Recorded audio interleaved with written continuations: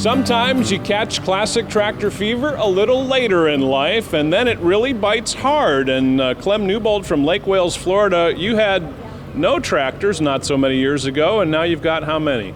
We have 33, and I say we because it's a family effort. But I grew up on 3 farms, 2 in Pennsylvania and 1 in New Hampshire. 2 of them were dairy farms.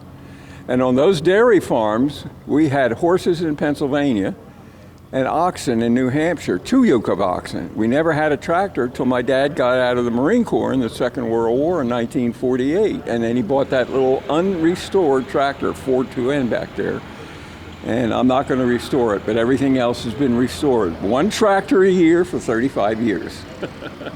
How is it that you got on to John Deere? You came to Florida, you retired, you thought you might golf, and all of a sudden you started collecting green machines. But really what happened was I was taking my son back to University of Alabama, and I saw a little tractor on the side of the road all rusted, and it had a little green and yellow paint on it. So I decided to take the number down. I bought the tractor, I don't know, $300 or something. Got the guy in the dealer in Cairo, Georgia to come and pick it up and get it running for me, which he did. I went up and borrowed truck and trailer and brought it back and started restoring it.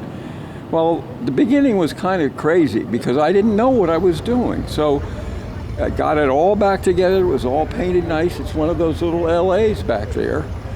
So you're sitting on the wheel of a very rare tractor, or your rarest, I guess, That's right? correct, yeah. John Deere Spoker D. Tell us about this one.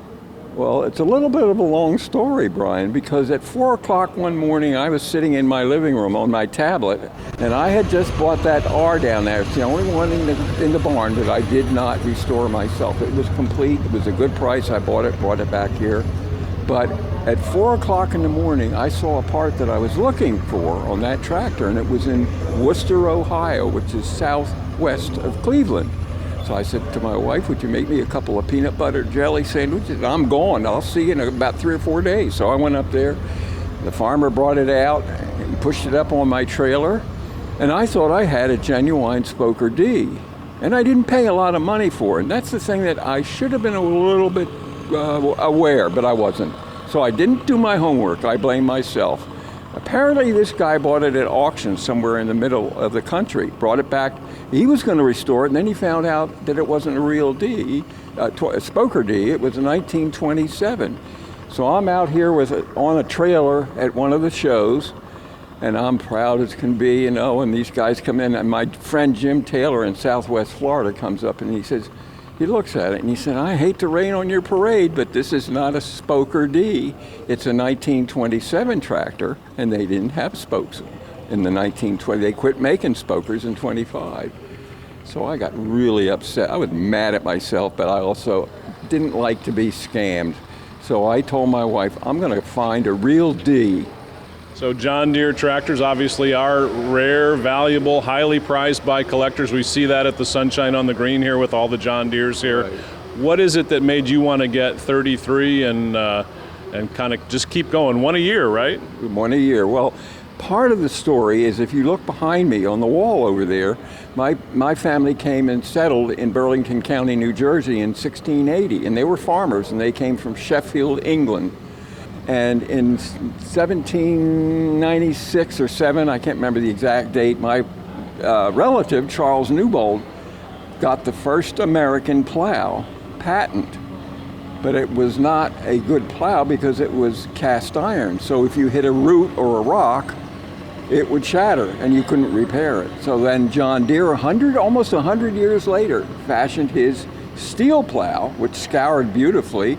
And that was the beginning of the change of agriculture in the United States. But I knew what I wanted to do. I wanted to start with a wide axle and then go to the row crops, which came after 10 years after Farmall. And then I went to the smaller tractors, the L, the LA, and then the M. And so I just kept going, and I specialized in it. When I got a little smarter, I started specializing in some of them, the 340s that I had there. Blessed with family and blessed with a whole bunch of John Deere tractors. Thanks for sharing a little bit about your collection, Clem. Thank you very much, Brian, for coming and viewing the collection. I appreciate it. I'll look for you. Good to visit with you.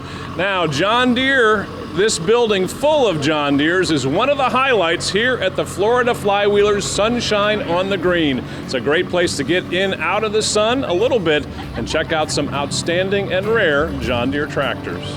Thanks for catching Classic Tractor Fever. If green is your scene, be sure to check out these other classic stories. And don't forget to hit the subscribe button to keep those classic tractor stories rolling.